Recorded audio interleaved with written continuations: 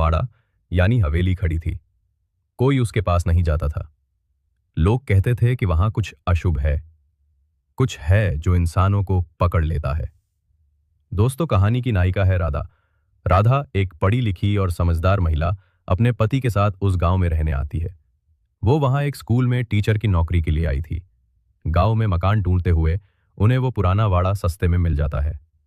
सब मना करते हैं पर राधा कहती है, अंधविश्वास पर भरोसा नहीं करती मैं। वो दोनों उस वाड़े में शिफ्ट हो जाते हैं। शुरुआत में सब ठीक लगता है, लेकिन पहली रात को राधा आधी रात को उठती है। उसे लगता है कि किसी ने उसके कान में कुछ फुसफुसाया। उसने पंखा बंद देखा, खिड़की खुली थी और बाहर लाल साड़ी पहने कोई औरत बगल के पेड़ के नीचे खड़ी थी। उसकी आंखें सीधी राधा को घूर रही थी। राधा डरती है, चिल्लाती है, लेकिन जब उसका पति आता है, बाहर कुछ नहीं होता।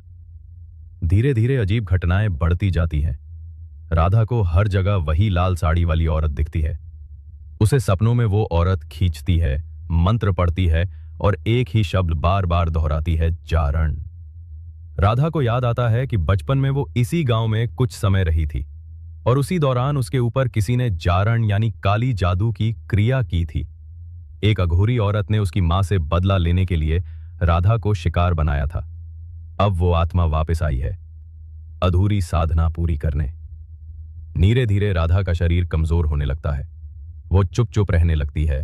उसके पति को लगता है कि वो डिप्रेशन में है, लेकिन राधा जानती है कि ये कुछ और है। उस पर किसी आत्मा का कब्जा हो रहा है। वो गांव के एक बूढ़े बाबा के पास जाती है। बाबा बताते हैं, तू बचपन में बच गई थी, पर अब तू अकेली नहीं है। तेरे भीतर आधी वो औरत घुस चुकी है। अगर तूने खुद को बचाया नहीं तो अगली पूर्णिमा की रात को वो तुझे ले जाएगी। फिर रात को 12 बजे राधा को हवेली में अकेला छोड़ दिया जाता है। बाबा की सलाह से चारों तरफ मंत्रों की ध्वनि, हवन और राख से लिपटे दरवाजे। लाल साड़ी में वही आत्मा आती है, बाल खुले, चेहरा काला, आंखें लाल। वो चिल्लाती है, तू मेरी है, जारण अधूरी नहीं रहेगी। राधा डरती नहीं, वो आत्मा का सामना करती है। उसे उसका नाम लेकर याद दिलाती है कि उसने जो किया था वो पाप था। वो राधा को नहीं तोड़ पाती। बाबा की पूजा और राधा की हिम्मत से आत्मा स्वाहा हो जाती है। अगले दिन सब सामान्य हो जाता है। हवेली में शांति होती है। राधा फिर मुस्कुराती